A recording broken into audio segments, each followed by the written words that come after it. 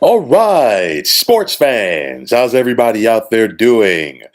William Martin coming at you one more time here on YouTube with another edition of the 300 Pounds of Sports Knowledge podcast. With Tom Brady's announcement that he will be retiring from the National Football League, it marks the end of an era, but now it also means that the Tampa Bay Buccaneers will have to find themselves a new starting quarterback.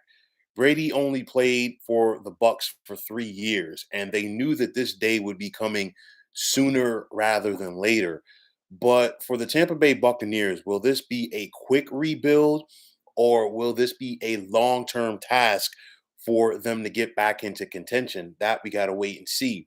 Now, currently, Kyle Trask is the only quarterback that is on the Buccaneers roster. The Bucks are projected to be over the NFL's salary cap, which means that some moves are going to have to be made by general manager Jason Light.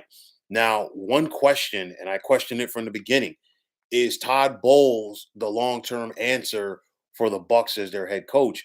We saw enough of Todd Bowles as the head coach of the New York Jets, and of course, this past season was up and down for the Buccaneers, and it showed in their postseason loss to the Dallas Cowboys. And for me, I've always thought of Todd Bowles, and this is not a disrespect to him. I've also thought of him as being a quality defensive coordinator and not a good head coach. On the offensive side, Byron Leftwich is gone as the OC.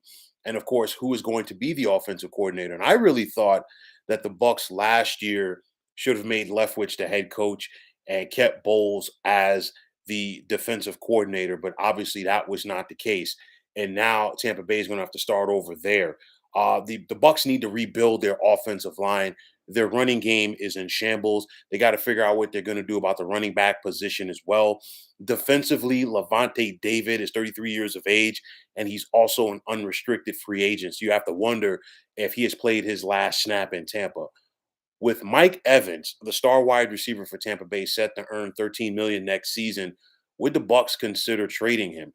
Evans would have some value on the open market. You're probably not going to get, a first rounder for Evans, but you could get some picks and also relieve yourself of some of that cap hit. These are just things that could potentially happen for Tampa Bay.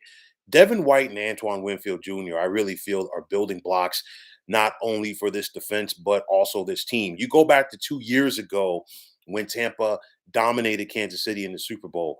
Devin White was going sideline to sideline with Patrick Mahomes. You think about what Antoine Winfield Jr. did in that secondary to disrupt things, and that was as a rookie. So the future is bright for those two in Tampa. You just got to keep putting pieces around them. But as a whole for the Bucks, this NFC South is a very winnable division still, with several teams in the division starting over. You figure Carolina has a new head coach and Frank Reich. What are they going to do at quarterback? Atlanta, is Desmond Ritter the long-term answer for them at quarterback? You look at the New Orleans Saints, they have to figure out their quarterback position, and their cap situation is worse than Tampa's, not to mention they didn't have their first round pick because it's property of the Philadelphia Eagles, and they just got a first round pick, which is going to be towards the end of the first round. Initially, San Francisco's pick went to Miami, went to Denver, and now it's New Orleans' pick. So you got to question what the Saints are going to do as well. So it's one of those. If you're the Bucks, do you want to try to go out there and get yourself a quick fix, or are you going to think long term? So they have options. What are you going to do at quarterback? Obviously, Tampa Bay is going to be picking 19th in the first round of this upcoming draft. So the top tier quarterbacks, quote unquote, are not going to be there for Tampa Bay.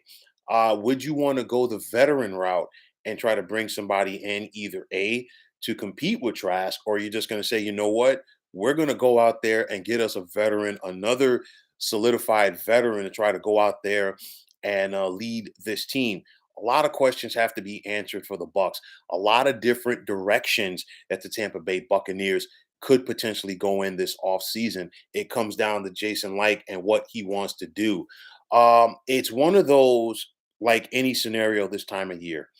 it could make you or break you for the next couple of years. And for the Bucks, the last 3 years, it was magical. They pushed all of their chips to the table once they got Tom Brady to sign with them. Of course, that first year, they went to the Super Bowl and won it. They were a Super Bowl contender in 2021. They lost that thriller to the eventual Super Bowl champions, the Los Angeles Rams, in the divisional round. And of course, this past season, it just never came together for them. So I'm not going to say it's a pivotal offseason for the Tampa Bay Buccaneers, but it is still important to see what direction that this franchise is going to head into. First and foremost, they got to take care of their cap situation. You got to find yourself an offensive coordinator, going forward. And then you got to figure out what direction that this team is going to be headed into. So let's see how things turn for the Tampa Bay Buccaneers over the next couple of months. So, folks, that is going to wrap it up. And as always, I want to take this time out to thank you for tuning into the 300 Pounds of Sports Knowledge podcast here on YouTube. I want to take this time out to thank all of you fine folks out there for tuning in. And if you have not already, please feel free to subscribe to this channel. Now, if you're on Twitter, please feel free to follow me at 300 Pounds of Sports. And like I always say, if you follow me, it'll be my pleasure to follow you right back. There is also the Sports Discussion Group on Facebook at the Sports Depot 365. Now you can check it out. Drop a line and be a part of one of the better sports debating sites going on social media. So, once again, fine folks, my name is William Martin. I am signing off, saying take care and have yourselves a wonderful day.